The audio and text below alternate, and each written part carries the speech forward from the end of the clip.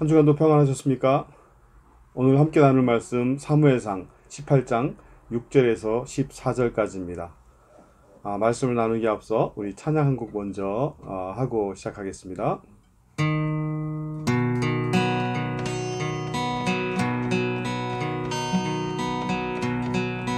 나의 입술의 모든 말과 나의 마음의 묵상이 주께 연락되기를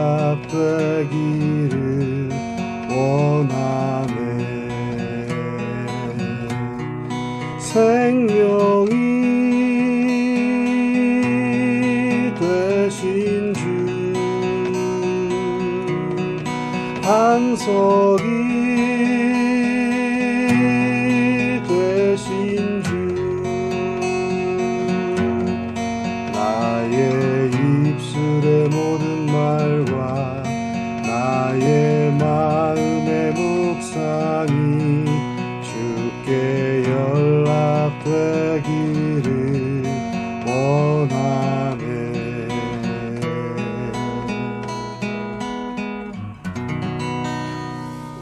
아멘. 오늘 본문에는 세 부류의 사람이 나오고 있습니다.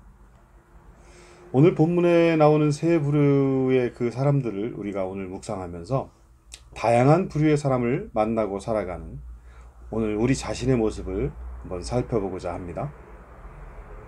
먼저 노래하며 춤추는 여인들이 나옵니다. 이 여인들은 다른 사람들의 감정 따위에는 전혀 상관하지 않는 사람들인 것 같습니다. 다윗이 아무리 큰 공을 세웠다고 해도 그 공은 개인적인 자리에서 축하하거나 혹은 왕이 직접 치하하여 그를 이스라엘 중에 공적으로 드러내는 것이 아름다운 모습일 것입니다. 그러나 이들은 분위기에 전혀 맞지 않는 말로 축하하며 주변을 싸늘하게 만들고 있습니다. 이 여인들이 한 축하의 말은 무엇일까요? 사울이 죽인 자는 천천히요, 다윗이 죽인 자는 만만이로다. 한마디로 사울 왕은 다윗에게 한참 못 미치는 사람이라는 뜻이죠. 도대체 이게 제 정신의 사람이 할 말일까요? 이 여인들은 기뻐서 한 말인지 모르겠지만 이 축하의 한마디로 다윗은 10년이 넘게 도망자가 되어야 했습니다. 여기서 우리가 얻게 되는 교훈은 첫째, 오해 일으킬 만한 말은 되도록 하지 말자. 둘째, 다른 사람의 감정도 생각하고 말하자. 셋째, 칭찬할 때는 분위기를 봐가면서 하자. 그러므로 본문에 나오는 노래하며 춤추는 여인들은 자신들의 감정에 빠져 분위기 파악하지 못하는 사람, 즉 자아도취형 인간이라고 할 수 있겠습니다. 두 번째는 사울 왕이 나오지요. 사울은 왕으로서 좀 더 대범하고 너그러워야 했습니다. 백성들의 떠드는 소리에 너무 민감하면 왕의 소신을 잃어버리기 때문이죠. 한마디로 바른 판단을 하지 못하게 된다는 것입니다. 백성들이 지나가는 말에 오히려 다윗을 칭찬해주며 다윗을 이스라엘 중에서 치하했더라면 사울은 왕으로서의 위엄과 덕망이 더욱 높아졌을 것이죠. 그러나 사울은 백성들의 말에 그만 스스로 올무에 걸려들고 말았습니다. 다시 말해 스스로 개인 감정에 사로잡혔다는 말이죠. 그 감정들을 떨쳐버려야 했음에도 그는 개인 감정을 버리지 않습니다. 이것이 스스로 올무에 걸려드는 것이지요. 자, 그렇게 되자 어떤 일이 벌어집니까? 오늘 10절을 보면 악한 영이 사울을 지배하게 되었다고 기록하고 있습니다. 여기서 우리가 짚고 넘어가야 할 것은 하나님은 그 누구도 미혹하지 않으신다는 것입니다. 다만 각 사람이 그 욕심에 이끌려 미혹에 빠져 나오지 않을 뿐이지요. 이렇게 될 때 악한 영은 결코 그냥 있지 않는다는 것을 알게 됩니다. 즉시로 그 사람의 마음에 자신의 견고한 진을 치고 자리를 잡는다는 것. 바로 오늘 사울 왕을 통해 그것을 보아야 합니다. 그러므로 사울 왕과 같은 사람을 우리는 뭐라고 부를까요? 네, 속 좁은 권위주의자라고 할 수 있겠습니다. 여기서 우리가 꼭 기억해야 할 것은 개인적인 감정이 치솟아오를 때 그 감정에 자신을 맡길 것인가 아니면 하나님께 맡기며 기도할 것인가 선택해야 할 것입니다. 즉 치솟아오르는 감정에 어떻게 반응할지는 자신의 선택에 달려있다는 것, 이것을 우리가 꼭 기억해야 할 것입니다. 세 번째로 나오는 사람이 바로 다윗이죠. 사실 다윗의 입장에서는 참으로 억울한 일을 당하고 있는 것입니다. 뜨거운 믿음으로 골리앗과 싸워 이겼을 뿐이고 사울 왕에게 신임을 얻어 시키는 일도 잘하며 전쟁에서 계속 승리했을 뿐인데 이로 인해 더 큰 적이 생겨버렸어요.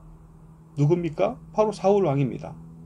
사울 왕이 자신의 적이 될 줄은 아마 전혀 생각지 못했을 것입니다. 이제까지 다윗은 사울 왕의 총애를 한 몸에 받아왔지요. 그러나 이제는 왕의 미움을 받기 시작합니다.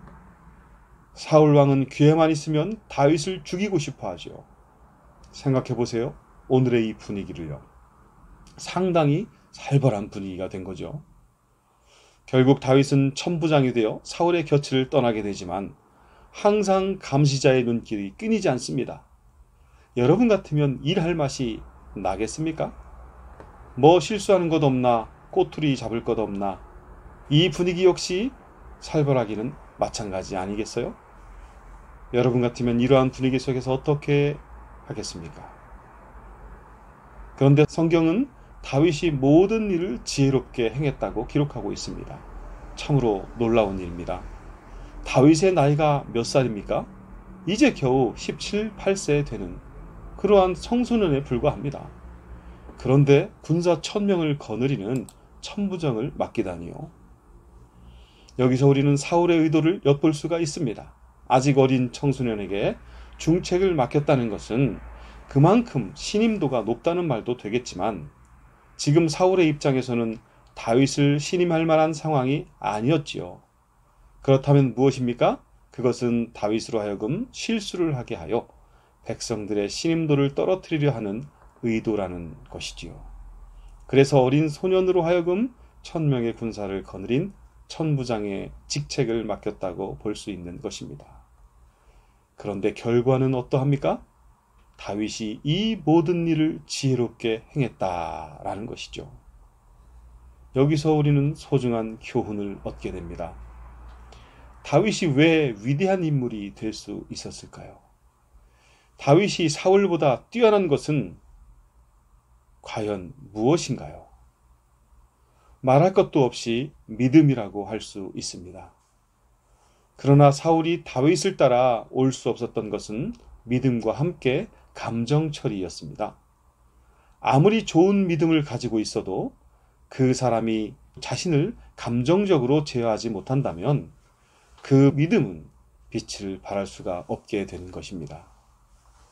만일 다윗이 사울이 자신에게 개인적인 감정이 있다는 이유로 다윗도 사울에게 개인적인 감정으로 대했다고 생각해 봅시다. 아마도 다윗은 골리앗을 물리친 운 좋은 용감한 사람으로만 남았으리라 생각됩니다. 그러나 다윗은 사울이 자신을 미워하며 심지어 자신을 죽이려고까지 했지만 끝까지 사울에게 감정적으로 대하지 않는 모습을 보여줍니다. 물론 다윗도 사람인지라 사울 왕에게 나쁜 감정이 생겼을 것이지요. 하지만 그 감정에 사로잡혀 살지는 않았다는 것입니다. 한마디로 감정 처리를 잘 했다는 것. 바로 이것이 제가 볼 땐 다윗의 위대함이라고 생각합니다. 그러나 이러한 다윗도 사적인 감정을 제어하지 못했을 때는 바로 범죄를 저지르게 되지요. 밧세바와 간통하게 되는 것 말입니다. 사람이 개인 감정에 치우치게 될 때는 범죄는 일어나게 되는 법이라는 것을 알게 됩니다.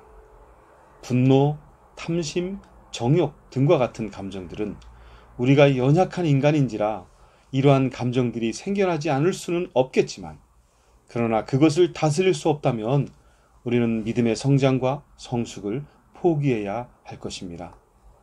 오늘 많은 사람들이 신앙생활에서 실패감을 맛보는 이유는 무엇일까요? 바로 개인적인 감정 처리를 잘 못하기 때문입니다. 순간의 분노, 순간의 탐심, 순간의 정욕 등등 우리는 이러한 순간의 감정에 얼마나 많이 흔들리며 살아가는지 모릅니다. 정말 연약한 우리의 모습이지요. 그러나 그럼에도 어떤 사람을 향해 개인적인 감정이 북받쳐 오를 때 우리는 그것을 그대로 두어서는 안 됩니다. 어떻게 하는 것이 믿음으로 감정을 해결하는 것일까요? 시편을 보세요. 시편은 다윗이 지었다고 전해지는 시만 해도 70여 편이 넘습니다. 그 시들을 읽다 보면 이래도 되나 싶은 생각이 듭니다. 왜죠? 다윗은 자신의 감정을 하나님께 그대로 표출하기 때문입니다. 즉 다윗은 자신의 감정 처리 방법으로서 하나님께 자신의 감정 상태를 던져버린다는 것입니다. 그리고 그는 잠잠히 기다린다는 것이지요. 성령의 임재를 말입니다. 나는 이것이 바로 믿음으로 감정을 해결하는 방법이라고 생각합니다. 여러분, 그동안 연약한 인간이기에 생길 수밖에 없었던 여러 감정들을 어떻게 처리해 오셨나요? 여러 방법들을 통해 감정을 처리해 왔을 거라 생각됩니다.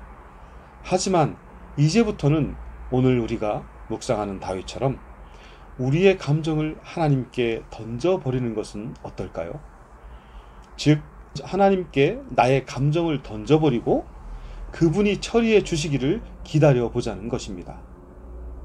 놀라운 것은 이렇게 자신의 문제와 감정을 하나님께 던져버리고 기다리는 그 과정이 한편의 아름다운 신앙의 시가 되어 오늘날 우리가 읽고 묵상하는 시편이 되었다는 것입니다. 그러므로 우리는 오늘 묵상을 통해 우리의 삶 속에서 끊임없이 생겨나고 도전해오는 악한 감정에 사로잡혀서는 안 된다는 것과 동시에 항상 내 안에 정직한 영과 정결한 마음이 자리 잡을 수 있도록 우리 자신의 믿음과 감정을 늘 살펴야 한다는 것을 깨닫게 됩니다. 여러분, 부디 우리의 말과 마음의 묵상이 늘 하나님께 드려지는 복된 삶이 되시기를 온 마음을 담아 축원합니다.